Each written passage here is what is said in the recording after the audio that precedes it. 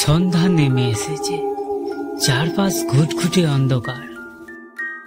গ্রামের পথঘাট জনশূন্য। আমাদের বাড়িটা একটু নির্জন জায়গায়, চারপাশে বড় বড় গাছ, দূরে জঙ্গলের মতো। বাবা মা কয়েকদিনের জন্য মামার বাড়ি গিয়েছে, তাই বাড়িতে আমি আর আমার ছোট ভাই রাজুকে নিয়ে খেয়ে দিয়ে শুয়ে পড়লাম। হঠাৎ গভীর রাতে ঘুমটা ভেঙে গেল। কানে এলো আমার নাম ধরে কেউ ডাকছে, রাকেশ, ও রাকেশ। কে ডাকছে এই রাতে? অবাক হয়ে কান পেতে রইলাম। ডাকটা যেন বাড়ির সামনে থেকে আসছে। গলাটা খুব চেনা, ঠিক যেন আমার বাবার গলা। বাবা কি ফিরে এসেছে? কিন্তু বাবা তো পরশুদিন আসবার কথা। তবে কি কোনো কারণে তাড়াতাড়ি চলে এসেছে? আমি দ্রুত বিছানা ছেড়ে উঠে বসলাম। জানলার পর্দার ফাঁক দিয়ে বাইরে তাকালাম, কিন্তু কাউকে দেখতে পেলাম না। চারপাশে শুধু অন্ধকার আর ঝিঁঝি পোকার ডাক। ভয়ে বুকটা ধড়ফড় করছিল, কিন্তু বাবার গলা শুনে মনে এক ধরনের শান্তিও পেলাম। ভাবলাম হয়তো বাবা ডাকছে, দরজা খুলে দিই।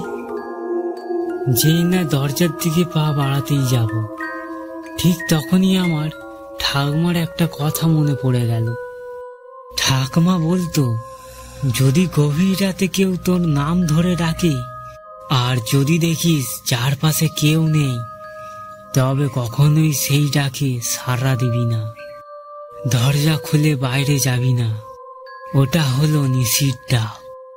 নিশি হলো এক ধরনের প্রেতাত্মা, যারা গভীর রাতে মানুষের প্রিয়জনের গলা নকল করে ডাকে।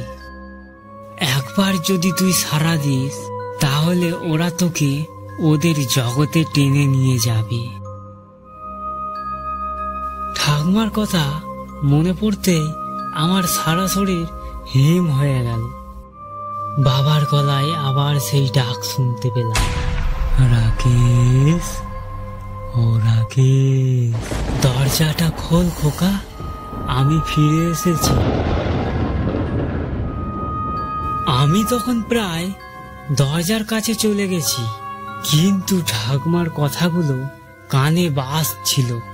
আমি জোর করে নিজেকে বোঝালাম যে এটা বাবা নয়, বাবা কখনোই গভীর রাতে এভাবে ডাকবে না। আমি দ্রুত পা পিছিয়ে এসে চুপচাপ বিছানায় শুয়ে পড়লাম। কম্বলটা ভালো করে মুড়ি দিয়ে চোখ বন্ধ করে রইলাম। আমার হাত পা কাঁপছিল।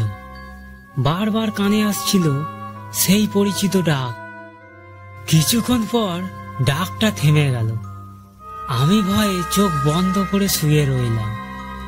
কখন যে ঘুমিয়ে পড়েছিলাম জানি না। সকালে ঘুম থেকে উঠে দেখি রাজু পাশেই শুয়ে আছে। আমি তাড়াতাড়ি করে উঠে বারান্দায় গেলাম। দেখলাম উঠোনে পাখির দল কিচিরমিচির করছে। ভয় আমার তখনও কাটেনি। রাজুকে এ বিষয়ে কিছু বললাম না। পরের দিন রাতে বাবা মা ফিরে এলো। রাতের ঘটনাটা বাবা মাকে বললাম। বাবা সব শুনে বলল, খুব ভালো করেছিস যে দরজাটা খুলিসনি। ঠাকুমা ঠিকই বলতো, এটা হলো নিশির ডাক। এটা মানুষের সর্বনাশ করার জন্য আসে। আমি সেই রাতে বুঝতে পারলাম, ঠাকুমার বলা গল্পগুলো শুধু গল্প নয়। ভাগ্যিস আমি সেদিন ঠাকুমার কথাগুলো শুনেছিলাম, না হলে কি হতো তা ভাবতেও আমার গা শিউরে ওঠে।